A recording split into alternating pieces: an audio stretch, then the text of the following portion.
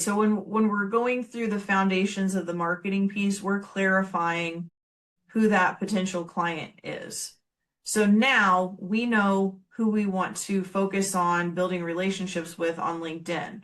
So I look at LinkedIn very much like an email list or a very targeted, strategic, warm pool of potential possibilities.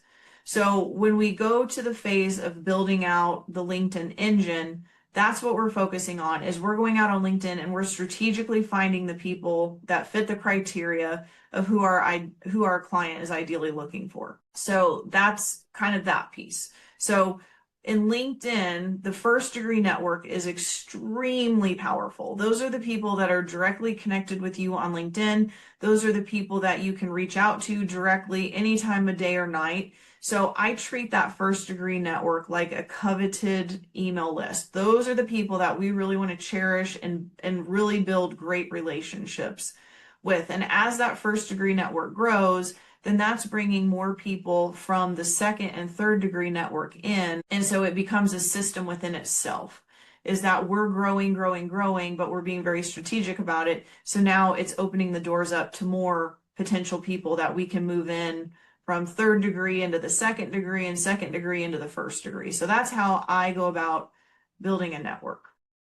So once that is built, and as it's continuing to build, then we're having very focused conversations with those people, but we're doing it in a very warm and engaging and authentic way. This is not spam. This is not putting an ad in front of them. It's truly being curious and interested in them as a human being and what they do professionally to build a solid relationship. So that's what we're doing in that space. But to answer your question about tech, do we use that too? Absolutely. So as a marketer, I had to make that strategic decision a couple years ago when I knew AI was not going to go away. And I said, who's 540 Strategies? And I said, we're the best of both, that we leverage tech where we can and where it makes sense without compromising the human connection.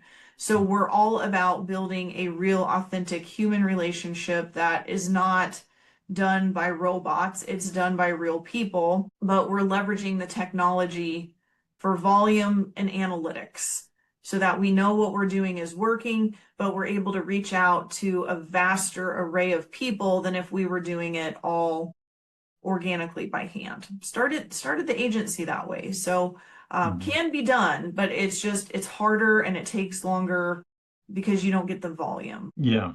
So are there, with that conversation piece that you started to touch on there, let's dig into that a little bit here.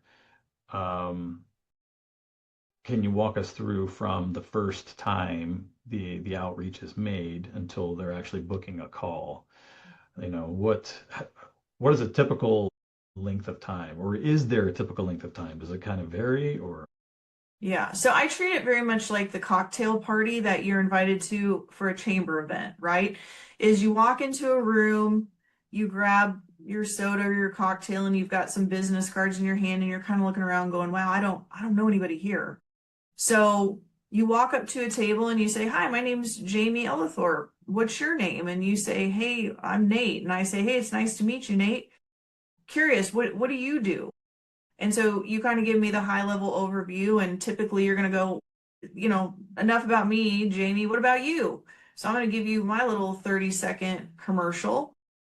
Because we're in a crowded room and I'm holding my, plate of appetizers and my drink and my purse and hopefully a business card somewhere, and people are bumping up against me and somebody else wants to talk to me, I say, hey, Nate, I know we don't have a lot of time here, but let's have coffee next week. I really want to hear more about your business and what you're doing.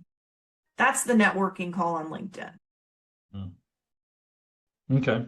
So it's the same approach, except you can do it all over the world now. You don't have to go to the local chamber event with 50 people in the room and maybe two are really ideal conversations. Now we're being super picky and strategic about who we're having those cocktail party conversations with so that we have really great networking calls.